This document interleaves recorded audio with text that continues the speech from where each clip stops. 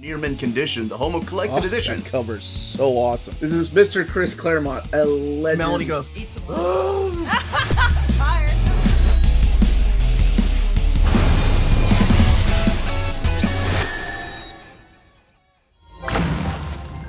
he's the best there is at what he does. And what he does is get more volumes of his solo title collected in omnibus format. I am the Uncanny Omar, and this is Near Mint Condition, the home of collected editions. And today, join me for my advanced look at the latest Wolverine Omnibus. We're looking at Wolverine Omnibus Volume 6. So, let's go ahead and get started.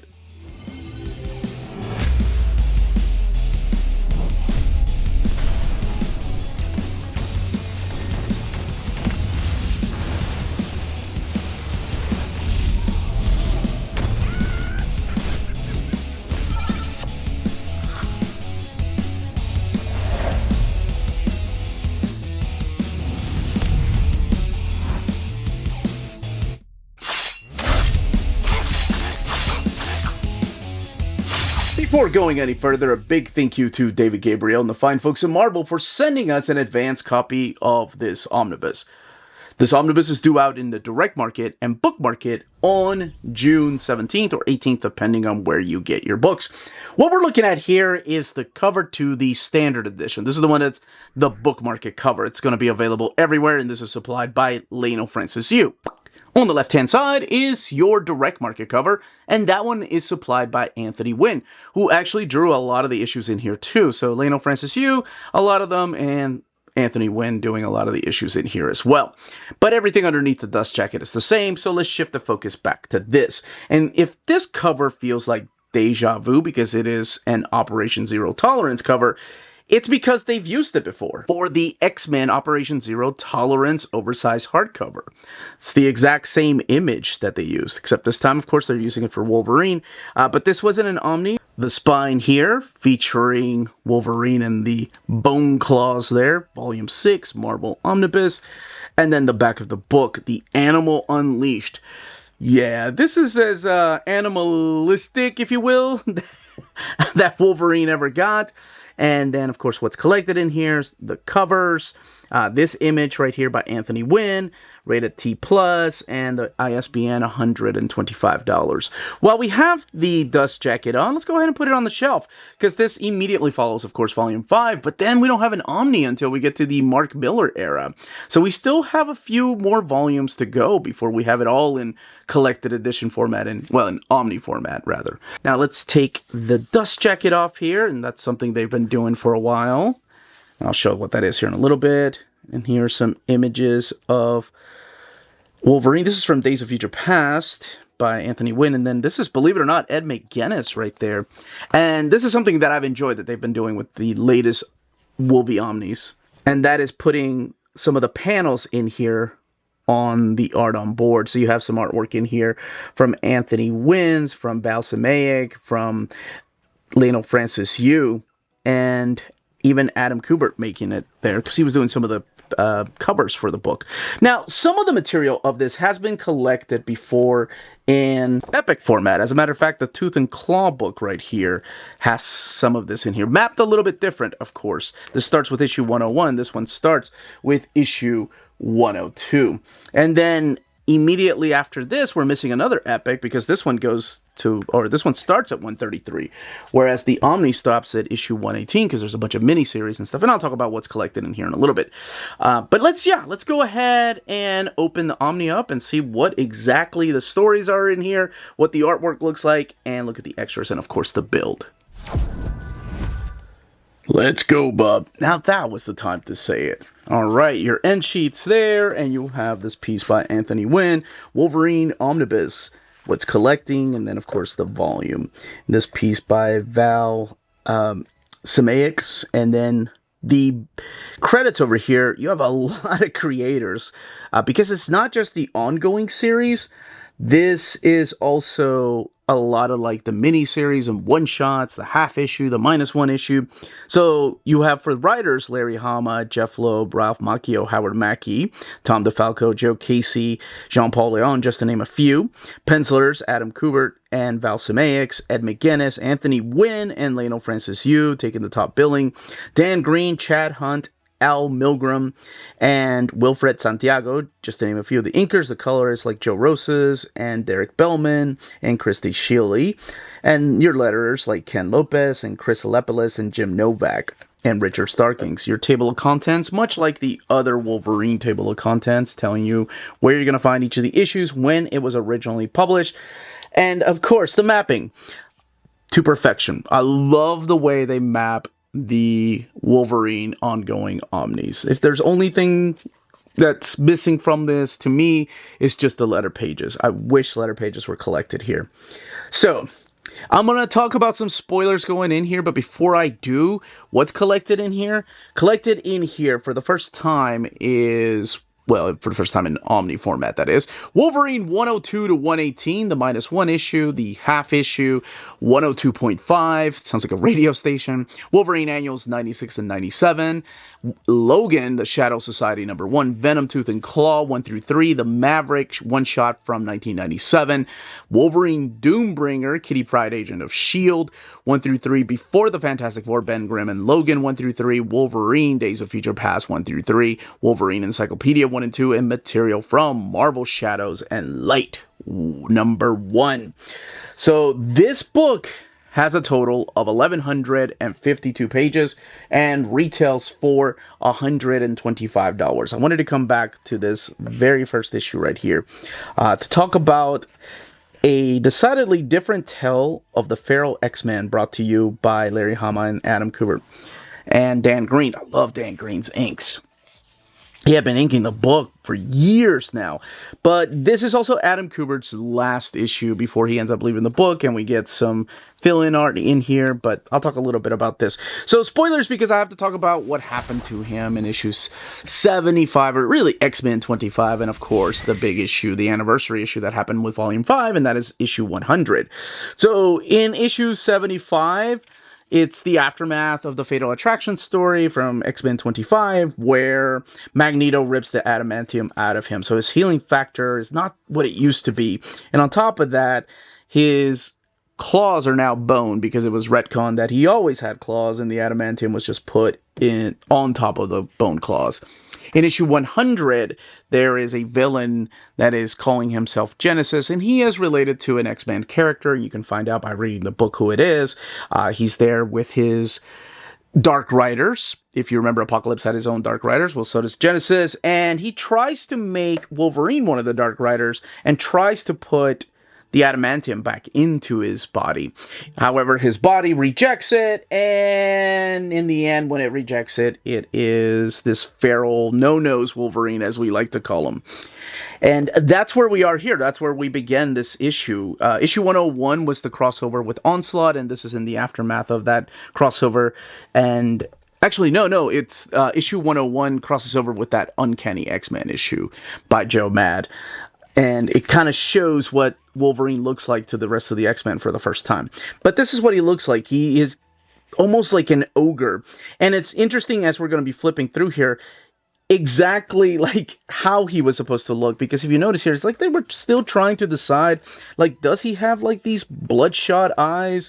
Obviously he has no nose. He was kind of balding in some of the panels. He's got hair coming out of his forearms. He kind of looks like an ogre the way that he's hunched over. So in issue 103, we have some issues in here drawn by Val Samaix, who had done Conan the Barbarian, a great artist on his own. And this is the way that he depicted Wolverine, so a little bit more ogre-ish, if you will. By now, Wolverine is teaming up with none other than Elektra to try to regain some of his humanity back.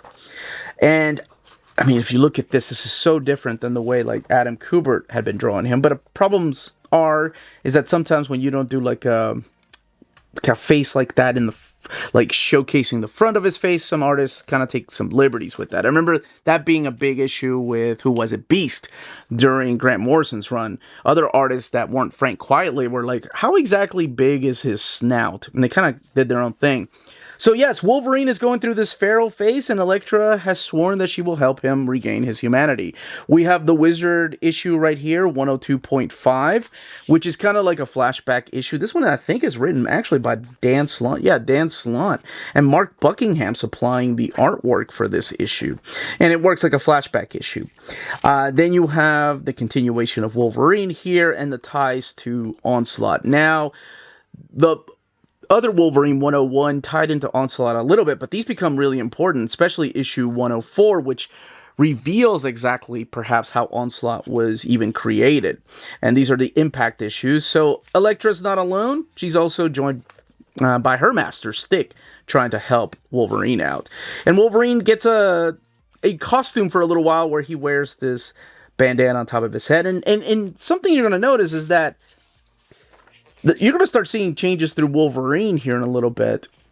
This explains what happens in the aftermath of Onslaught, and we keep going into this world tour of Wolverine, revisiting some of his life, including the place Silver Fox and him had, and you have him going to Greece with Elektra, and there's a little bit of a tie to perhaps somebody in Elektra's family or her friends. We have this issue where he goes to Japan.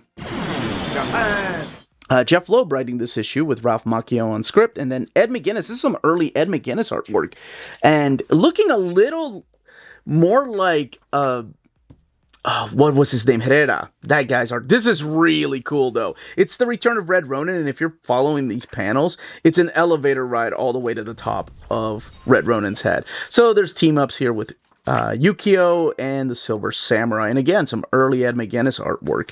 And this is the backup story, if I'm not mistaken, here by Tommy Lee. Yeah, Tommy Lee Edwards doing this with Joe Kelly writing the story in here. Then we go back to Wolverine with a new ongoing artist. This is Anthony Wynn. Adam Kubert again providing the covers, and Anthony Wynn is inked by Dan Green. And when I came back to comics, so my last issue of Wolverine was actually, I think I got the annual, and I want to say this issue here, this was my last issue of Wolverine. I stopped collecting comics. I took a break from comics for a long time, for many years, but this was my last issue of Wolverine. So when I came back to comics, I was like, well, I still have all my old issues, and I kind of want to read them, so I started getting back issues. But I noticed one thing when I was going through my chronological reading of Wolverine, that when we get to Anthony Wynn, it's almost like Dan Green is helping make his artwork look like Silvestri, like that old school Silvestri art. So I don't know if Anthony Wynn became a Top Cow artist, but surely has that Silvestri flair to him. Yes, so Wolverine is still in Japan, and one of the hardest things had to be, like, if you look at this, like, he's got his nose back. He looks like classic Wolverine. I'm sure they had to keep reminding the artist, hey, you're supposed to be drawing, hair coming out of his arms, like the forearms, and he's supposed to be more ogre-like. You're supposed to make his legs a little bit more bow-legged. I'm sure the editors were trying to push for that, but it must have been difficult, right? Especially when you've been waiting all your life to draw Wolverine, to draw him something like, especially the way that Adam Kubert had drawn him here. And by now, you could just blame, get a no prize for blaming his healing factor, if you will. So see, like, that just looks like a regular dude, except he added some hairs here. But yes, he is still in Japan, facing off against the Hand and facing off against some new foes and some old returning foes. This is the miniseries of Venom and versus Wolverine, not and Wolverine. And this one here is featuring this character of Dirtnap. So it is also written by Larry Hama, who is doing a lot of the miniseries. This is Emmett, a time traveler, and teaming up with a symbiote and Wolverine to go and stop Chimera and the Plasma Wraiths. There's the return of Chimera. So if you've been reading Wolverine, this actually does feature a lot of his characters, including the character of Dirtnap. It's a trans-dimensional type of story where 2 or 3 unlike heroes have to go and save the world. Finally, we get some Maverick collected in here. My gosh, I would love some of that Maverick that was drawn by Jim Chung later on to be collected in an Omni format. This one's done by Wilfred Santiago, and it has a very Tex and Bill Sienkiewicz mix to it. It is focusing on the character of Maverick after we find out that he's dying of the legacy virus. And it's a rematch between him and Omega Red, and also the character of Epsilon Red, perhaps. And then we get another one-shot over here. This is the Logan storyline by Howard Mackie, the Shadow Society. And Mark Jason doing the script, Tom Coker and Keith Aiken, Octavio Cariello are the artists here, featuring a story that just has Logan. And again, it's like, is he still this ogre type of creature? Because this was released in between issues. It's mapped perfectly because the story could be read at any time. Features Carol Danvers, which will be featured a lot through here. We get a little bit of the shadows and light, just this story, but look at that cover by Tony Daniel. Love that guy's art. This is a Jean-Paul Leon story. It's all done in black and white. It's very short and sweet. Then we go to Canada, where he's teaming up with the Shaman. I swore that I would not. I'm so sorry. I would not go through every issue. I promise I'm not. Okay, this is the Joe Bennett issues, the fill-in issues. Then we go back to Anthony Wynn, where he's fighting this wraith right here that is possessing people, including this juggler. But now we go back to kind of like this ogre type of design to Wolverine. We get the return of Zoe here with a message. And then we eventually get, after this issue, the new ongoing artist. So again, this is Anthony Wynn's final issue, and then we get this new artist. And this is Lionel Francis Yu. And this is the fight against the Juggler, which is a ridiculous first issue. But man, look at this old school Lionel Francis Yu. This is really cool. I didn't know about this idea. So this is Hellstrom right here. But originally it was supposed to be Doctor Strange that was supposed to be helping with the fight. And you'll see in the extras how it was originally Doctor Strange. This is a flashback issue, so the -1 issue introduced by none other than Stan the Man Lee, talking about the past of Wolverine. Then we get to Operation Zero Tolerance, where it's the X-Men, this part of the X-Men up against Bastion and his prime Sentinels right here, where people don't realize they're being turned into Sentinels, and this takes place. Honestly, I read this without reading Operation Zero Tolerance when I was doing my first, or going back into comics in 2002. I couldn't find some issues of Operation Zero Tolerance, and I didn't have any problems keeping up. If you've been reading just Wolverine, you're going to be fine with these issues. Actually, they even recap like some of the things that have happened previously, especially towards the beginning of Operation Zero Tolerance, like in case you're not familiar with what the story is. I think all you have to know is that Jubilee has been kidnapped by Bastion, and that kind of gives you a little bit of information. We go into, this is the Kitty Pryde Agent of S.H.I.E.L.D. And it's a cool story. Again, Larry Hama. And it's her kind of doing a solo story while she's still in the pages of Excalibur, where S.H.I.E.L.D. needs her because it's her voice recognition that can activate their computer. Their very much needed computer. And perhaps a showdown with Ogun himself. So it could be the return. I really like the art in this annual right here. This is just a fight against a werewolf. And this is John Ostrander. Leonardo Manco does the art in here. I really dig that art. I don't know what it is, but I dug it. The half issue in here, this is another Wizard, brought to you by Wizard Magazine half. This time around, it's Ben Rabb and Joe Phillips and Mark Lipka working on the book. And this is the Doombringer storyline, or the one-shot right here. This is by Doug Mensch and Mikhail Altkelius. I'm so sorry. But this teams up the Silver Samurai with Wolverine. So what's really cool about this era of Wolverine, to a lot of us, and I mean to a lot of us, this is known, and I'll come back to this, as the no-nos era, right? But if you're looking at the book, as I did, as I'm going back and rereading, and you get to, like, right here, I mean, honestly, it's not that many issues where he's looking like this. It's like they're still trying to figure out how much there is. And by the time you get to Anthony Wynn's issues right here, 107, he just starts looking like Logan again. Sometimes they add the red into the eyes to be like, look, he's really feral. But other times it's like, that just looks like Logan with bone claws.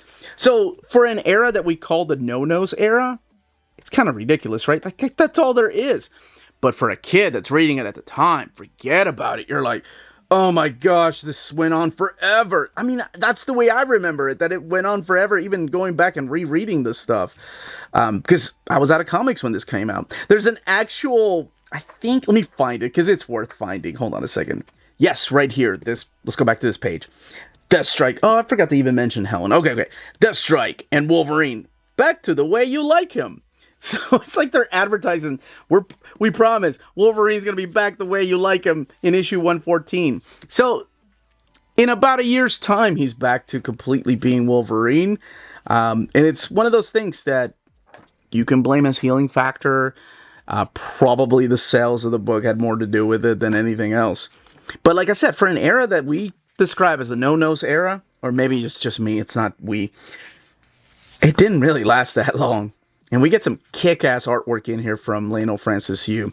This is the Ben Grimm and Logan miniseries. So this is set in the past. It also features the character of Carol Danvers. And it features this lady right here. This is Natalia Shostakova of the Komitet. I can't remember the rest. It's the KGB. That's what it is. But anyway, it's all set in the past. And then we come back to Wolverine Days of Future Past.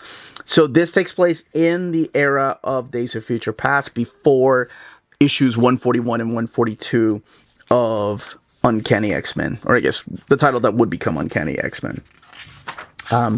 It is only they were doing a lot of 3-issue miniseries back then. This one's written by John Francis Moore, who also, of course, did the Doctor Doom 2099. Joe Casey doing the script and Joe Bennett doing the pencils. And Joe Bennett's art during this time was very, very reminiscent of what a lot of artists were doing back then, like Roger Cruz or even Luke Ross, having that Joe Mad, like, anime flair to their artwork. But features some characters you've seen in the pages of 2099, plus some new ones. And then we get the Wolverine Encyclopedia in the back. We get the 2 issues encyclopedia going through all the characters. All of it collected in full.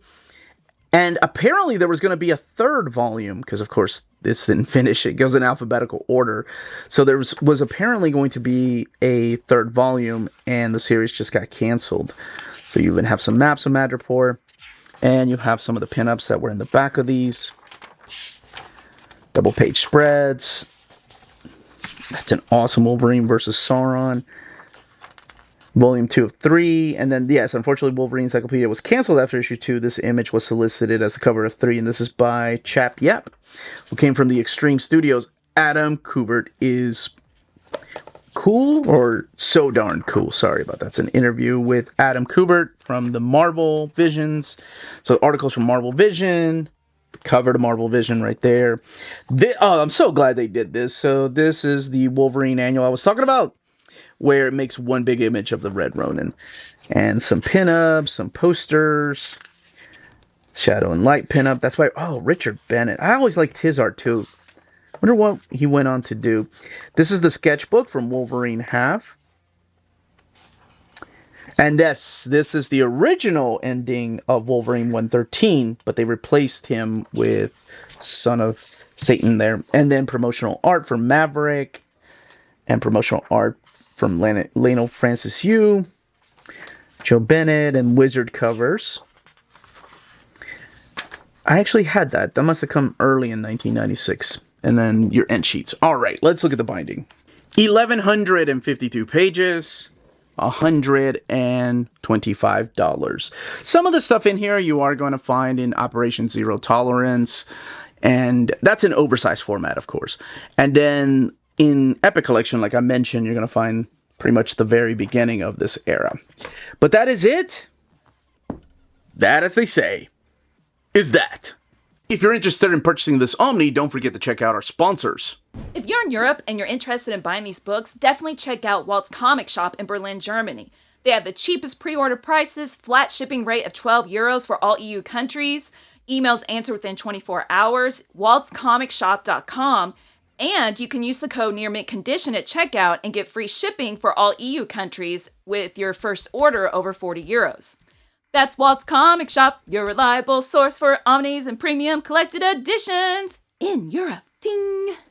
CheapGraphicNovels.com, your online home for graphic novels and collected editions up to 50% off cover price. They have excellent shipping and prompt and helpful service. Check out their bargain deals for up to 90% off cover price. And don't forget that CGN also takes pre-orders. That way you don't miss out on the hottest releases. And they are currently running a special promotion for you Minties. If you're a first-time customer, after receiving your order confirmation email, reply back to that email and let them know Near Mint Condition sent you their way. They will then apply a free shipping promotional credit to your next order in the US. Cheap Graphic Novels, your source for the hottest books with the kind of deep discount, quality shipping, and customer service that will keep you coming back for more. And that was the content, the page count, and build of this omnibus, and where you can find some of it in oversized format and, of course, the epic format.